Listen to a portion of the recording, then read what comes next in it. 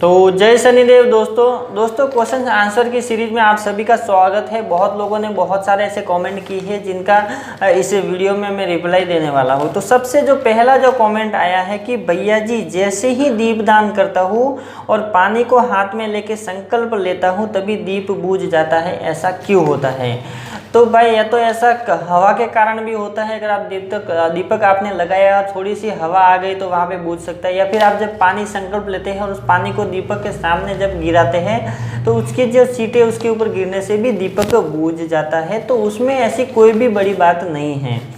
हाँ, अगर आप दीपक लगा रहे हैं पूरी माचिस आपकी ख़त्म हो गई, ऐसे कोई चमत्कार ही हो गया कि आपका दीपक लग ही नहीं रहा है, ऐसी सेम प्रक्रिया पे बुझ रहा है, तो वो कह सकते हैं कि आपके घर पे नेगेटिविटी है। तो ऐसा कुछ भी नहीं है। आप हर चीज़ को नेगेटिविटी के साथ नहीं जोड़ना है, क्योंकि बहुत सारी ऐसी क्रियाएं होती हैं जो प्राकृतिक रूप से होती है। तो उस प्राकृतिक रूप से जो क्रियाएं होती है, जब वो बुरा होता है तो आपके दिमाग में तुरंत आता है कि कोई नेगेटिविटी है, कोई ऐसी है। तो नेगेटिविटी और नेगेटिव जो सोच रहती है उस सोच को भी पॉजिटिव में बदलना है, ताकि अच्छे अच्छे कार्य आपके साथ हो सके और शुभ शुभ कार्य हो सके। तो किसी भी प्रॉब्लम को नेगेटिविटी से नहीं जोड़ना है। जरूरी नहीं है कि वो नेगेटिविटी के कारण ही होता है। दूसरा कमेंट आया है, ओम नमः शिवाय ओम, आप कैसे हो भैया, आपकी सभी वीडियो देखता हूँ।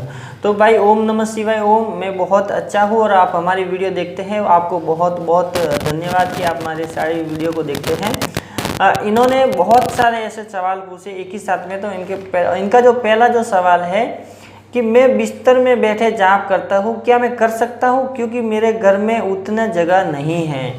तो भाई आप अगर बिस्तर पे बैठ के जाप करते हैं तो कर सकते हैं, कोई प्रॉब्लम नहीं है, क्योंकि बिस्तर ही आपका आसन बन जाता है। लेकिन क्या करें कि आपका जो बिस्तर है, यानी कि अगर आपका जो खटिया है, उस बिस्तर को समेट के साइड पे रखें और उसी के ऊपर आप वहाँ पे एक छोटा सा आसन लगाएं और वहाँ पे बैठें, ताकि आपका जो जाप है वो आपको लगे, आपके बिस्तर में, आपके यानी कि विचारों में मलिन ना हो वो। क्योंकि जब बिस्तर के ऊपर बिना आसन के बैठते हैं, उसी बिस्तर को आप जब यूज करते हैं तो वो उसमें जो विचार रहते हैं वो पूरी तरह से मलिन हो जाते हैं और आपका जाप भी उससे मलिन हो जाता है। तो बिस्तर के ऊपर भी आसन लगा के बैठ सकते हैं, जिससे कोई प्रॉब्लम नहीं है। दूसरा कमेंट है कि मैं संध्या के समय भगवान की पूजा करता हूँ, मोमबत्ती, धूपबत्ती और कपूर जलाकर। कभी कभी नहीं कर पाता हूँ तो रात को कर लेता हूँ, क्या रात को कर सकते हैं 12 से 1 बजे तक? तो भाई रात को कभी भी नहीं करनी चाहिए। जो पूजा का जो समय है वो 7 बजे, 6 बजे, 7 बजे, यानी कि 6, 7 और 8 बजे तक आप कर सकते हैं। रात को 12, 1 बजे करेंगे तो उसमें नेगेटिविटी की जो आशंका रहती है वो ज़्यादा होगी, और आपके मन में ऐसे रात को 1 और 12 बजे का जो विचार आया है उससे ऐसा लगता है कि आपके अंदर कोई भी नेगेटिविटी, छोटी सी कोई नेगेटिविटी है जिसके कारण आपको ऐसे विचार आते हैं। तो आप मानसिक जाप करें, आप बिस्तर के ऊपर आसन लगा के मानसिक जाप करें, जिससे कि आपके जो ये विचार है वो ख़त्म हो जाएंगे और आपके जो पॉजिटिविटी आपके अंदर आने लगेगी तो आपके विचार शुद्ध हो जाएंगे।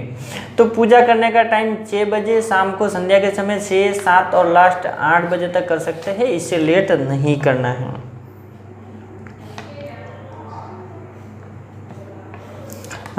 तीसरा कमेंट है कि क्या मैं एक दिन में 2 मंत्र जाप कर सकता हूँ, जैसे शिव जी और बजरंगबली?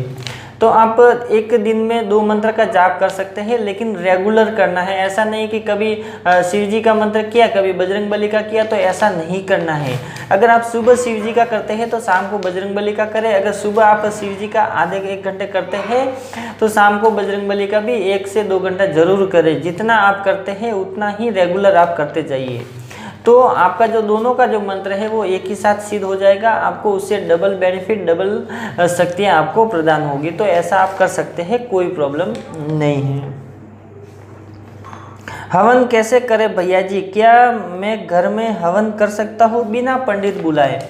तो हवन कर सकते हैं। हवन कैसे करना है, एक हवन कुंड लेना है और हवन के लिए जो नारियल आते हैं, नारियल के जो गोले आते हैं उनको लेना है। उस गोले को ऊपर से कट करना है और कट करने के बाद बाजार में आपको कहीं भी हवन सामग्री मिल जाएंगी। जो हवन सामग्री का जो पूड़ा रहता है वो मिलता है, मिश्रण ऑलरेडी तैयार, वो लेना है और उसके अंदर भर देना है।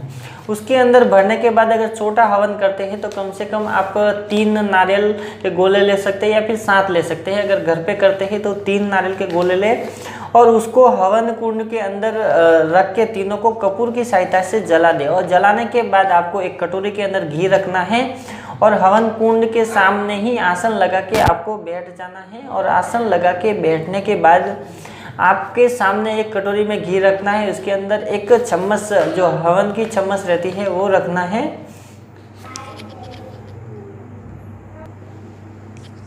सॉरी, कुछ डिस्टर्ब हो गया था।